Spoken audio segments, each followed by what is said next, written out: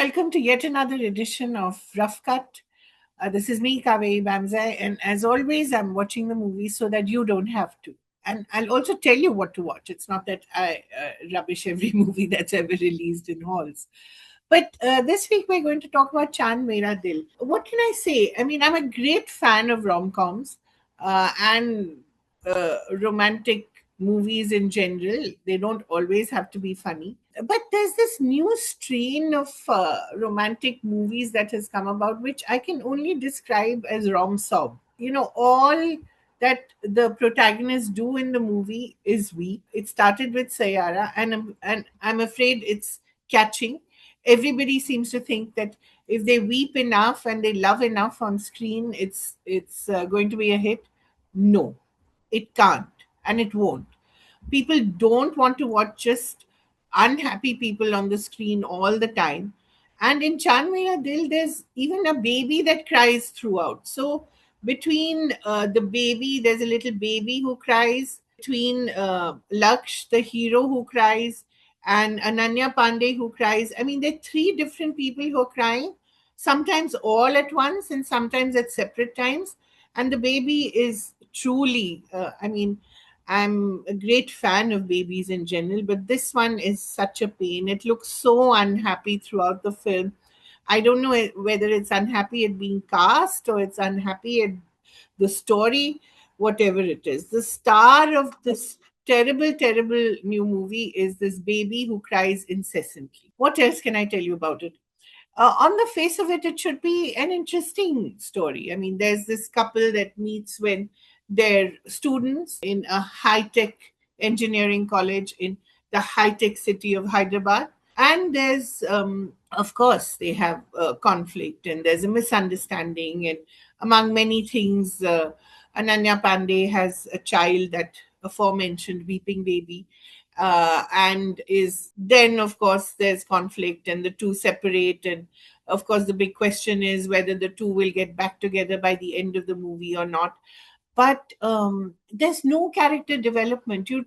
Except for a montage of sequences, you don't really understand why the two fall in love.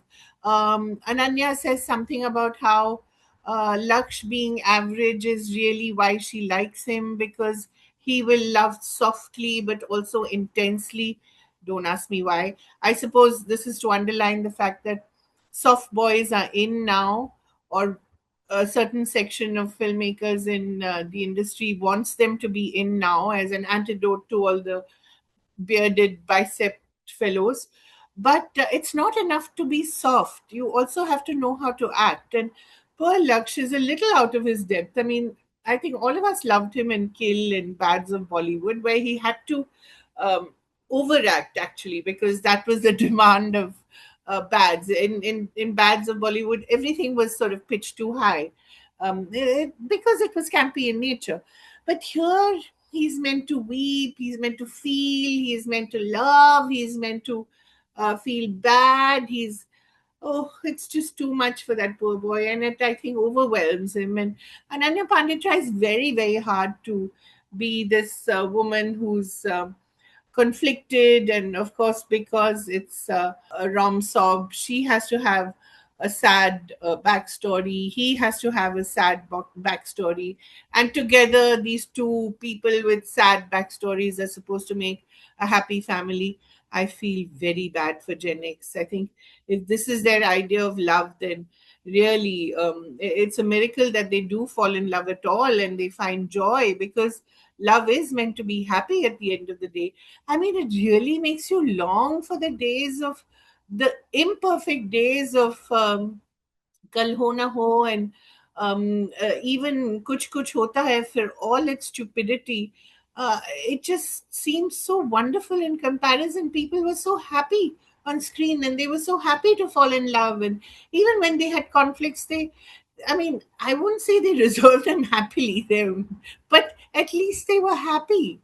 And here there's just weeping and more weeping, and there's this another character who suddenly pops up on screen as a love interest for Ananya, and you're supposed to think he's very cool, and at least he thinks he's very cool. I don't think so. And there are these two families. Ananya having a single mother who had an abusive relationship. That's her sad backstory. And his sad backstory is parents who really didn't think, didn't understand what emotions were, or didn't love him enough. Everything is, of course, the parents' fault. Gen X finds it easy to blame us for everything. But nothing really makes a moment in the film, you know. There's one moment which is said to be critical, and which is why they fall out, but even that doesn't seem intense enough. So this whole idea that this boy will love her softly, yeah, he does, but also intensely, you don't see that intensity on screen, except of course, as I said, when Laksh meets, which he does very often. What is good about the movie? Not much really. I mean, it's not something that I can recommend that you watch. I would, and at a time when rom-coms are having a sort of moment, at least on streaming, it's a pity. It's just wasted potential. Both the leads are trying very hard, but you don't see anything between them. As far as chemistry is concerned, no way. How they are supposed to be in love with each other is a mystery to me. So, what can you watch this week? I actually recommend the second season of this new series, streaming series called Rivals. But you have to watch it alone. You cannot watch it with your family. There's too much of sex in it, and too much of naked bodies doing various things. But it is such a blast. It's so funny. It's based on Jilly Cooper's best-selling Rutsch. I mean, what a name! Ratchet Chronicles, and the actors in it, some of them really very, very well respected actors like David Tennant and Aidan Turner, are just so funny, and they're so committed to the idea that this is supposed to be farcical and yet has some feeling. You know, it's a very difficult balance to pull off, but Rivals in its second season, if I may say so, is even better than the first season, which had, of course, a lot of this stuff that I mentioned, unclothed bodies in various positions, and lots of horses, and lots of parties, and lots of drinking, and lots of eating, but not something that is safe to watch with your family.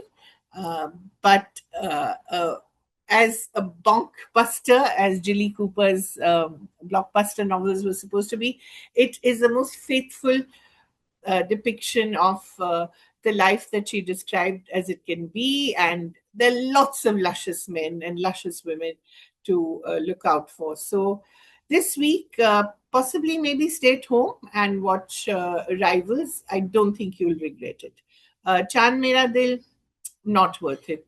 It's a pity because, as I said, the two actors really try hard, but not good enough. So, thank you so much. Thank you for watching. See you next week.